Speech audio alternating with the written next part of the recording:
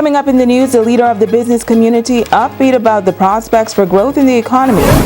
Bimini preparing for development in the cruise sector. And Grand Key fishermen busy on the high seas. The Bahamas Tonight Northern Edition starts now.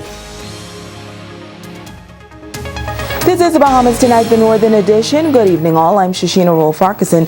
As always, it is so great to have you with us.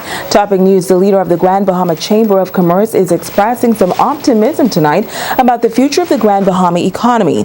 The island has been challenged over the past several years, but the Chamber president says there appears to be some hope on the horizon. Natalia Hall explains.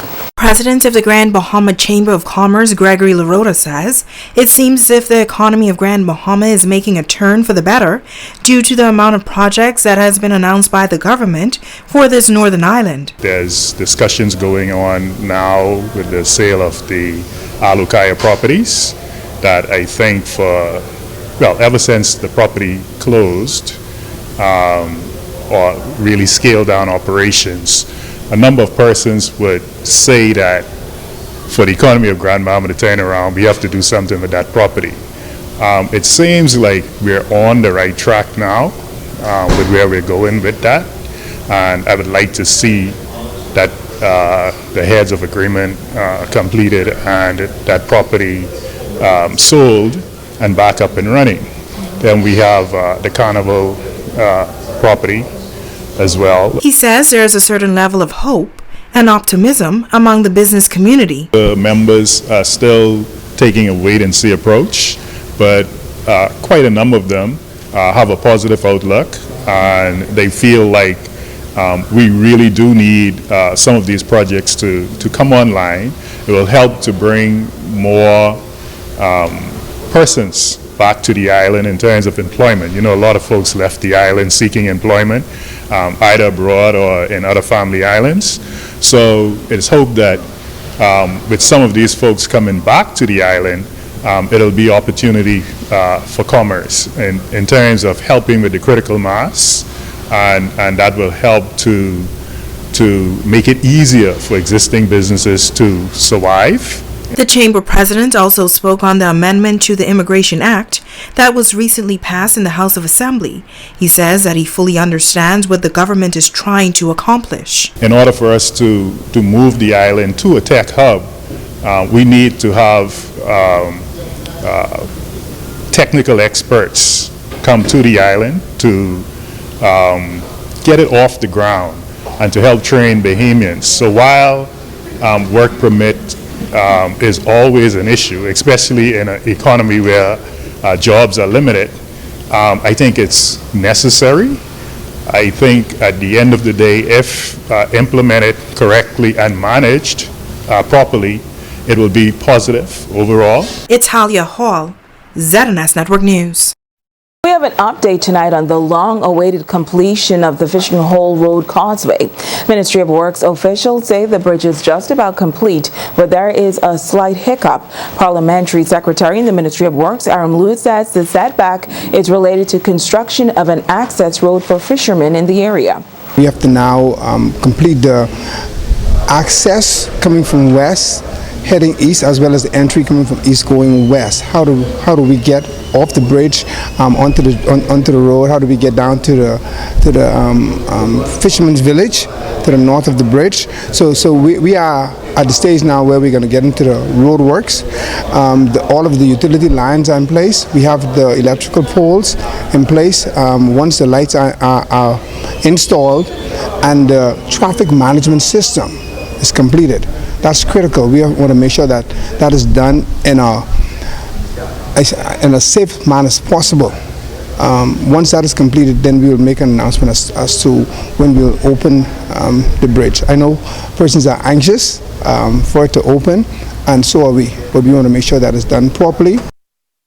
Ground was broken for the construction of the Fishing Hole Road Causeway in 2015, and with the 2019 Atlantic hurricane season approaching, Lewis says the bridge is long overdue. In the event that we have a rise in the tide at the fishing hole itself, we can cross over that portion You just not have to be concerned about where you exit the bridge, will that area be dry?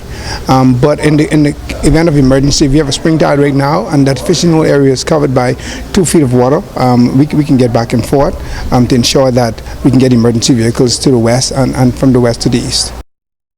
Let's hop over to Bimini now. That island is preparing for expansion of its cruise port. The project, a partnership between Bimini's biggest hotel property and a world-renowned cruise company, is slated to be completed by the end of the year. Jamila Mizik reports. The recent announcement of a partnership between Resorts World Bimini and Virgin Voyages, a major cruise company, to extend a cruise port on that northern Bahama island is expected to provide an economic boost to the island. This includes the creation of a beach club, extension of the jetty, a new sea dock, and additional transportation vehicles. President of Resorts World Bimini, Missy Lawrence, shares why the company thought it was important to make such a move at this time. Genting has had Resorts World Bimini here for quite some time, for 5 years, and we've had to find a way to make it a profitable adventure for Genting. And after examining the different ways we could do this, the cruise port became the most sensible way to do that, to move forward, to not only lift Resorts World, but lift the entire island.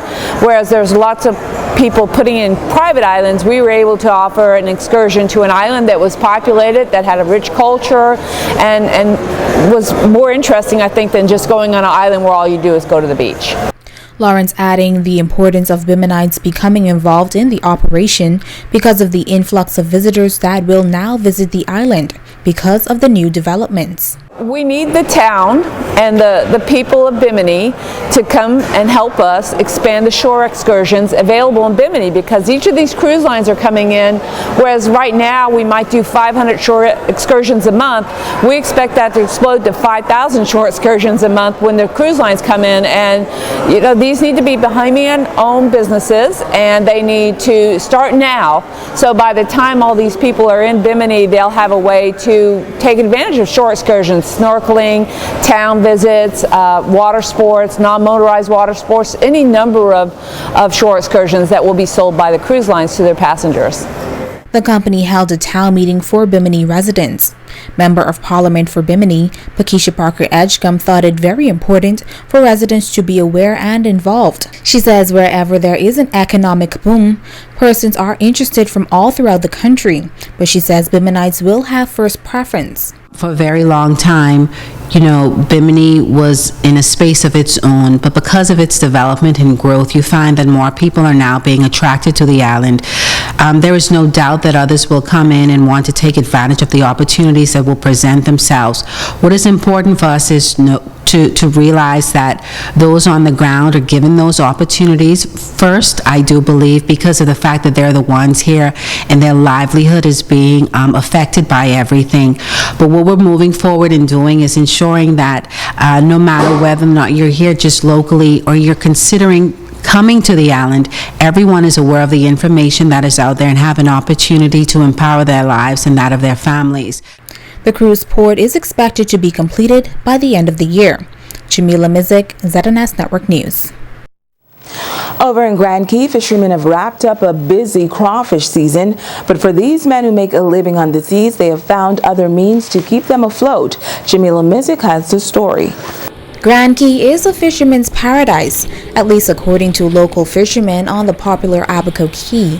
Many of them say they've been fishing for most of their life. Some of them host fishing tours and trips with out-of-town visitors who enjoy fishing as a sport, while others fish for consumption and sale. They say about 90% of the residents are employed in the fishing industry, and they catch all different types of fish. I mean, most of the fishing I target is like the wahoos, tuna, dolphin, blue marlins, and also a lot of snappers. And I always tell people I have the best job in the world. I get paid to do what I love, to fish. I really spend most of my time working for Flanagan, take me to carry boat and work around this stuff. And when they leave, then I go do my own lobster diving. Another big catch for the fishermen is crawfish, but since the season is closed, these fishermen say it does not affect their operations. The lobster season may be closed, but there is other means of fishing. we do here in Grand Key. That's stone crab, which is until June, and the conch season is year round, and fish is year round. So after the lobster season is always a substitute. Everybody turns into fishing and conch and stone crab. The industry is big. It is growing. Like I say, it's our number one industry around here.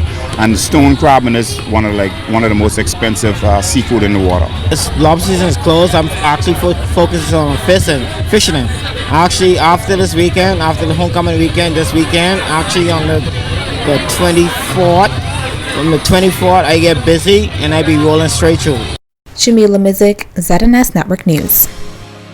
You're watching the Bahamas Tonight, the Northern Edition. Stay with us. There's more news right after the break.